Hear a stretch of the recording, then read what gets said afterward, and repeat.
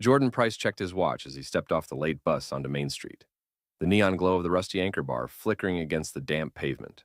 It was a Friday night in late summer, the air thick with humidity and the promise of a long weekend. Jordan, a 28-year-old school counselor with a calm demeanor and easy smile, had been looking forward to unwinding with his three closest friends, Malik, Simone, and Terrence. They'd planned this night for weeks, celebrating the end of midterm exams with cold beer and live music. The Anchor's narrow entrance was crowded with patrons leaning against brick walls, cigarette smoke curling upward beneath the awning. A chalkboard sign advertised 2 for 1 on craft brews till 10 p.m., and the din of the Georgia satellites, "Keep your hands to yourself," drifted through the open door. Jordan fell in step behind his friends, anticipation quickening his pulse. At the top of the stoop, the bouncer, a broad-shouldered man in a faded denim vest with Steve embroidered above his heart, glanced down at Jordan. The bouncer's expression was polite but unreadable. Jordan offered a warm nod. Hey, Steve, Jordan Price. Table reservation for 4, under Simone's name." Steve's eyes flickered to the reservation book, then back to Jordan's face. "Mr. Price," he said, voice low. "I don't see Simone's name here." He tapped the leather-bound ledger with thick fingers. "I've got Terrence, Malik, Simone, and one spot open. You're a 5th. Jordan's smile faltered. "No, it's 4 total." He gestured toward his 2 male friends and Simone, who waited behind him. "We're a party of 4. Steve cleared his throat. "I'm sorry, man. It's packed tonight. Capacity's maxed. I'm going to have to ask you to wait or come back later." Jordan shook his head, bewildered. Behind him, Simone stepped forward. "Steve, we called ahead. Reservation under Gordon, actually. Simone Gordon." Steve leafed through the pages again, brow furrowing. "I don't see it," he repeated. Terrence crossed his arms. "It's the Johnson reservation. You're looking under the wrong name." But Steve only stared at Jordan, his lips tightening. Jordan felt heat rise in his cheeks. "Look, Steve," he began, then stopped. The truth lay heavy on his tongue. Last year, a white friend had joked that the Rusty Anchor's unofficial policy was no black faces after midnight. He had laughed it off then, but this felt different, more deliberate. He swallowed, refusing to let anger take the wheel. "Understood. I'll wait on the sidewalk." He stepped aside, heart pounding, as Simone, Malik, and Terrence slipped past the bouncer's arm and into the bar's welcoming warmth. Jordan lingered under the neon sign, the music pulsing inside like a heartbeat he no longer belonged to. Moments later, he heard Simone's voice on the sidewalk. "Jordan, come on in. Our table's right there." She waved from the window. Through the glass, he saw their laughter, drinks, raised in toasts. Jordan's stomach twisted. He wanted to join them, felt the familiar sting of exclusion. But he clipped back the anger with a practiced calm. He leaned against the brick wall, scanning the street. The Rusty Anchor sat at the edge of town, its windows looking out over the abandoned pier and the dark waters beyond. A single street lamp cast a pale halo on the cracked sidewalk. Jordan pulled out his phone and thumbed through texts. Friends inviting him back to the dorm, plans he'd set aside for this night, then slipped the device into his pocket. As he settled against the cool wall, he noticed a faint glow behind the bar's side door, a dull orange flicker that shouldn't have been there. A moment later, a thin wisp of smoke curled up from under the doorframe. The old building was lined with weathered wood. A fire here would spread in seconds. Jordan's chest tightened. His training as a school counselor had taught him to stay calm in crisis. His volunteer work with the local fire department reserve squad had taught him to act. He pushed off the wall and strode toward the side entrance, heart hammering. The warm laughter from inside the Rusty Anchor clashed with the urgent hiss of smoke. He reached the door and pressed his ear against it. Inside, amid the music and chatter, came a muffled shout, "Help! Fire in the kitchen! Call 911!" Panic rose in Jordan's throat. Beyond that door lay his friends and the owner, old Mr. Gallagher, who had taken Jordan under his wing as a boy, teaching him to fish off the pier and sharing stories of the town's past. Gallagher had once helped Jordan's single mother get her car out of the mud. Now, Jordan knew he couldn't turn away. Jordan exhaled, steeling himself. He raised a gloved hand and tested the doorknob. Hot. Flames were licking the rafters somewhere beyond. The music continued on, oblivious. Jordan's pulse pounded in his ears. as he yanked the door open, bracing himself for the heat that would define the moment he'd been forced aside, only to risk everything to run back through the flames. Jordan's chest tightened as he yanked open the side door and was met with a wall of hot, acrid smoke.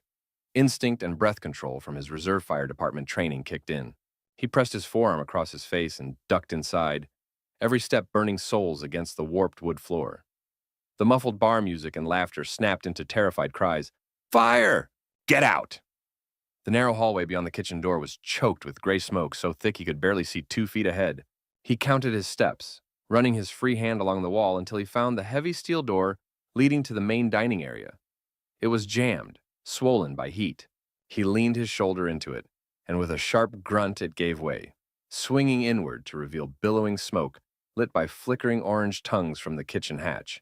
A cascade of sparks showered from the ceiling's wooden beams, igniting a stack of cardboard boxes.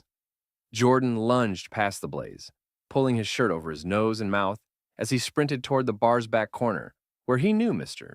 Gallagher kept his old office. The carpet smoldered underfoot, but Jordan ignored the sting and kept moving, eyes watering from the smoke's sting.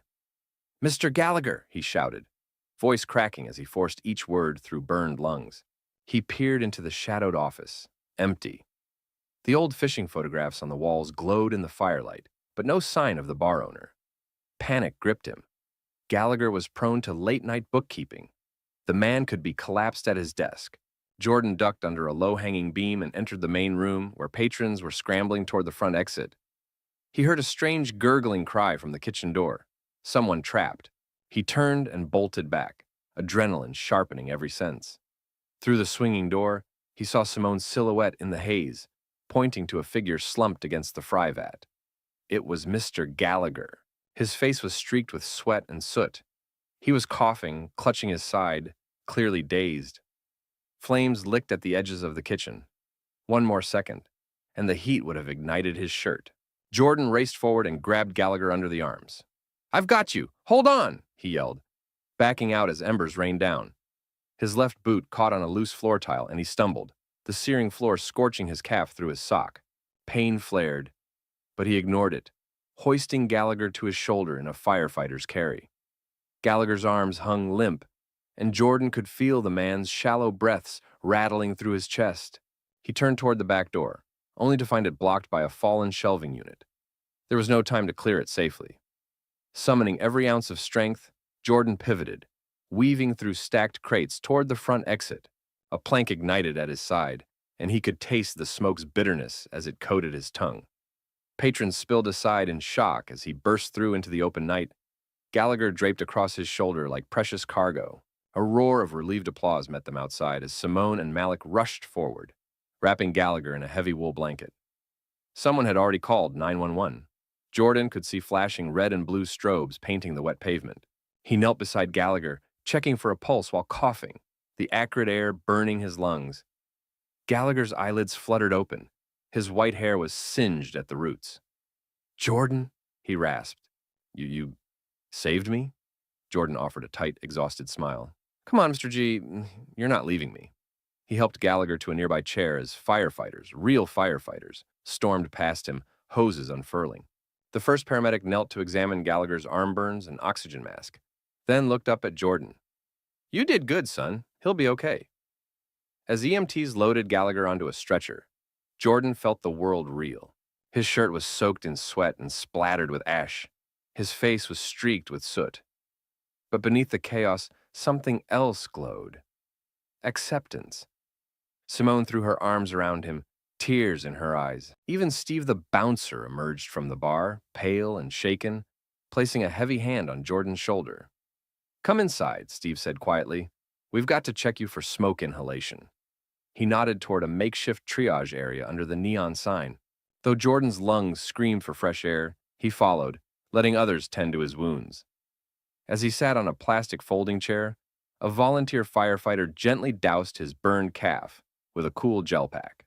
Through the haze, Jordan realized he was no longer an outsider. In risking his life to save the man who once excluded him, he had transformed every lonely step outside the door into a bridge back into the anchor's warmth. And as the night's chaos settled into a flurry of grateful applause and relieved tears, Jordan understood that courage, more than color, would always determine who belongs. Jordan awoke to the antiseptic scent of the county hospital's burn unit, sunlight slanting through half-drawn blinds. His calf throbbed under a white gauze dressing, and each breath tasted faintly of charcoal. For a moment, he lay still, disoriented. Then the events of last night flooded back. The door jammed by heat, Mr. Gallagher slumped by the fryer, the weight of another man's life on his shoulder as he staggered through flame and smoke. A nurse bustled in and checked his vitals. "Good morning, Mr. Price. You're lucky. Just first-degree burns and mild smoke inhalation. We can discharge you tomorrow if all goes well." She smiled and brushed a flyaway lock of hair from her face. Jordan nodded, wincing as he shifted to sit up. Footsteps echoed, and his three friends, Malik, Simone, and Terrence, filed in, each carrying a newspaper or tablet. Simone pressed a local daily's front page into Jordan's hand.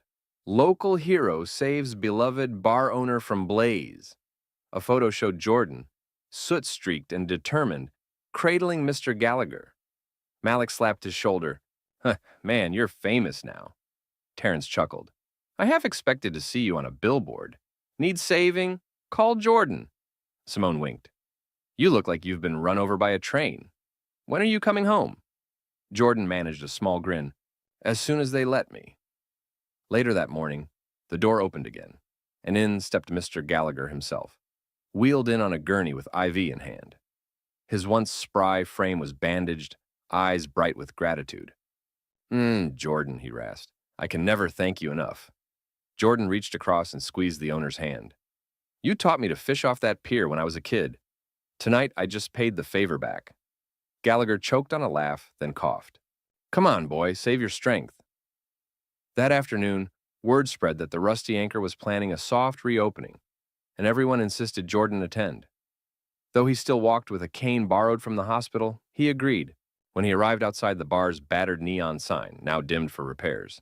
He was met by Steve, the bouncer who'd once refused him entry. Steve's eyes were red with fatigue or regret. "Jordan, I'm sorry," he said quietly. "I messed up. I judged you by your skin, not your character." He extended a thick hand. Jordan clasped it firmly. Inside, the bar was half restored. New tables beside scarred walls, the faint smell of fresh paint mingling with lingering smoke. Regulars huddled at the counter, toasting his name.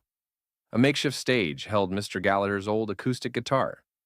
When Gallagher appeared, steady on crutches now, the room erupted. He lifted his voice. "To the man who carried me through fire, Jordan Price." Bottles clinked, voices cheered, and Jordan felt a warmth deeper than any flame. Over the next week, local news crews interviewed him at the Anchor, and social media flooded with praise. But the real change was quieter. The weekly trivia night now drew a more diverse crowd. Jordan's presence behind the bar, pouring his own celebratory pint, encouraged other black patrons to return.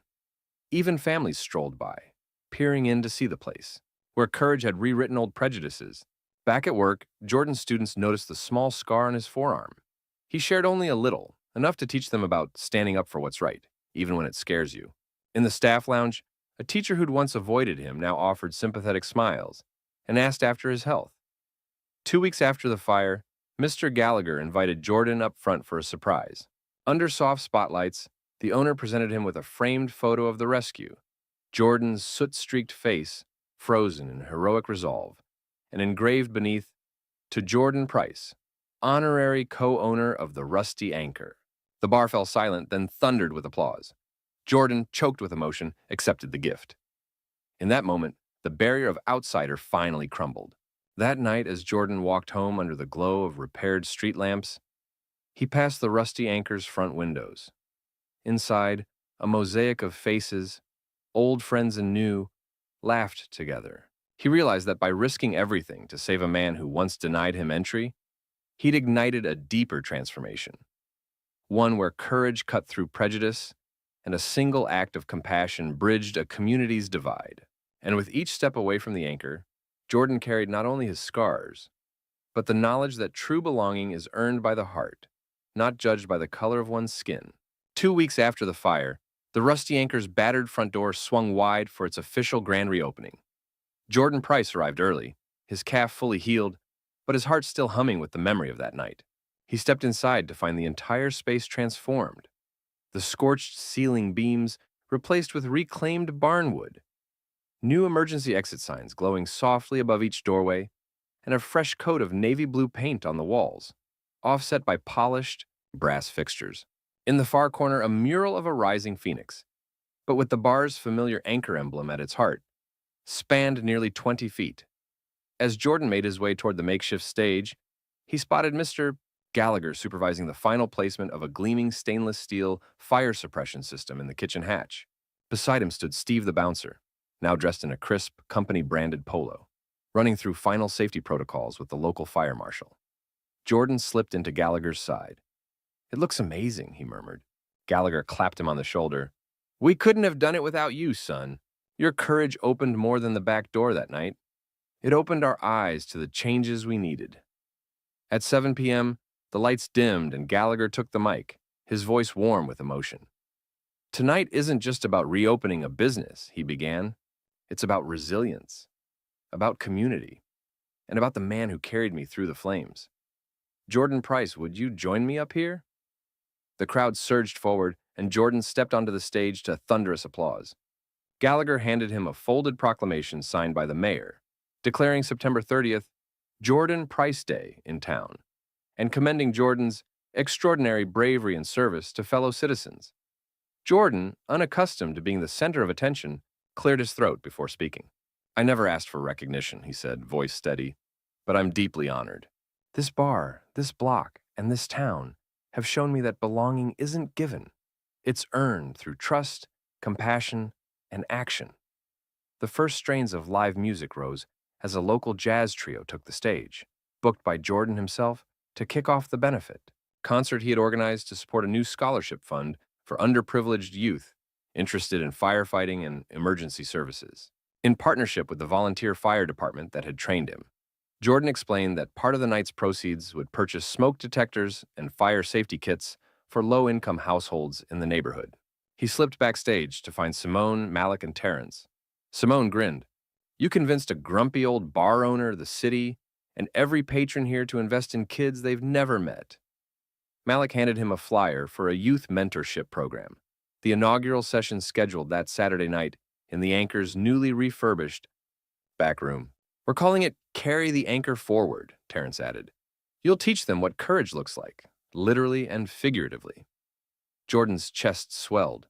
He realized the fire had ignited more than a blaze in the kitchen. It had sparked a movement of community empowerment. All night, neighbors mingled, black, white, and every shade in between, sharing stories over signature Anchor ales and barbecue sliders. A coalition of local nonprofits manned information booths in the corner, the community center registering new members, the firefighters demonstrating fire extinguisher techniques, and the school district signing families up for after-school mentoring. As the benefit drew to a close, Jordan stood on the threshold of the rusty Anchor, looking out at the throng of jubilant faces under the neon sign. The oldest regular, a retired dock worker named Hank, patted him on the back. "Kid," he said, voice thick, "you saved this place once.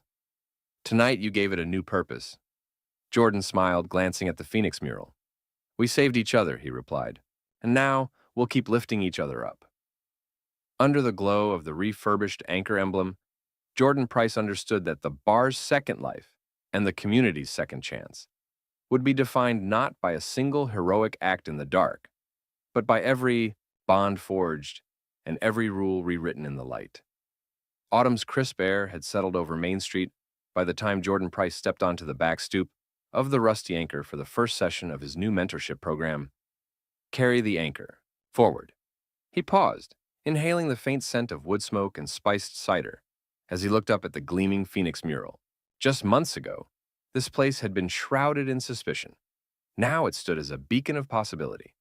Inside the bar's refurbished back room, 10 eager teenagers milled around folding chairs arranged in a semicircle. Most were local high school students, some drawn by Jordan's story in the news, others by the promise of after-school meals and vocational guidance. At the center sat a long table laden with notebooks, pens, and in homage to the fire that changed everything, small brass Anchor keychains engraved with the program's name. Jordan tapped a mug of hot chocolate on the table to command attention. "Welcome, everyone," he began, voice warm but steady. "You've all heard parts of my story. The night I was turned away because of the color of my skin and how I went back into the flames to save someone who'd once rejected me. Tonight, we're going to talk about two things: courage and compassion. He paused to let the words sink in. Because real courage isn't the absence of fear, it's action in spite of it. And compassion is what turns courage into something that benefits everyone. He invited each teen to share their name and one thing they hoped to gain from the program. As the circle progressed, a shy sophomore named Marisol admitted she wanted to know how to stand up for herself during workplace discrimination. A junior named Devin said he'd like to learn leadership skills for coaching youth soccer. Another teen, Zoe, confessed she was curious about firefighting but never thought she could join the reserve squad. Jordan nodded thoughtfully. "We'll cover all that," he said. "Putting out fires, literal and figurative, takes a team. Over the next 8 weeks, you'll learn smoke mask safety from real firefighters, conflict resolution tactics from me and school counselors, and public speaking tips so you can tell your own story." He tapped the table again. "And then at the end, you'll choose a community project to carry forward what you've learned." As the weeks unfolded, the back room became a bustling hub of activity. One evening, Captain Reyes of the volunteer fire department brought in turnout gear and demonstrated how to don a mask and use a fire extinguisher. Teens gasped at the hiss of the CO2. Another session, Simone Clark, Jordan's childhood friend and now a practicing attorney, led a role play on asserting your rights during a traffic stop, drawing parallels to Jordan's own experience at the Anchor's door. A retired school principal taught them grant writing so they could secure funds for their final projects. All the while, the rusty Anchor's walls echoed with laughter, debate, and the scratch of pens on paper. Meanwhile, outside the bar, the community garden, once a patch of asphalt and weeds, yielded its first bounty of winter squash and kale. Every Saturday morning, Jordan and his mentees harvested veggies for the local food pantry, forging new relationships with the very families who once eyed them with suspicion. Elderly couple Mr. and Mrs. Hernandez, regulars at the Anchor's reopening, now plucked chard beside teenagers they'd never spoken to before. Sidewalks rang with cheerful greetings, "Mornin', Jordan," and "Hey, teen gardeners." A sense of shared purpose clothed the neighborhood in a new warmth. As December's frost approached, the mentorship cohort unveiled their final projects at a public showcase in the Anchor's main hall. Marisol presented a self-defense workshop plan for her high school's Black Student Union. Devin organized a mini soccer clinic, pairing mentors with underprivileged kids. Zoe rallied classmates to form a junior firefighter club that partnered with Captain Reyes's department. Each presentation brimmed with youthful energy and professional polish, a testament to the skills Jordan and his allies had imparted. When the evening ended, the bar owner, Mr. Gallagher, took the stage with Jordan. Lanterns cast a golden glow as Gallagher's voice wavered with emotion. "I once judged Jordan by what he looked like," he confessed. "But he taught me a better lesson, that we see who someone really is by what they do." Tonight, this bar is proud to host these young leaders, proof that community can rise from the ashes if we give every person a chance. The crowd erupted in applause, teenagers and longtime patrons alike clapping shoulder to shoulder. On the winter solstice, Jordan stood outside the rusty Anchor one last time before closing up for the holidays. The neon anchor pulsed softly against a star-studded sky. He traced its curve with a fingertip, reflecting on the whirlwind journey, the sting of exclusion, the heat of the fire, the unsteady path of healing, and the blossoming of a movement that bridged every divide. In his pocket, he felt the cool weight of his own brass keychain, the first of many he'd handed out. As he locked the door, he whispered to the Phoenix mural, "This is only the beginning."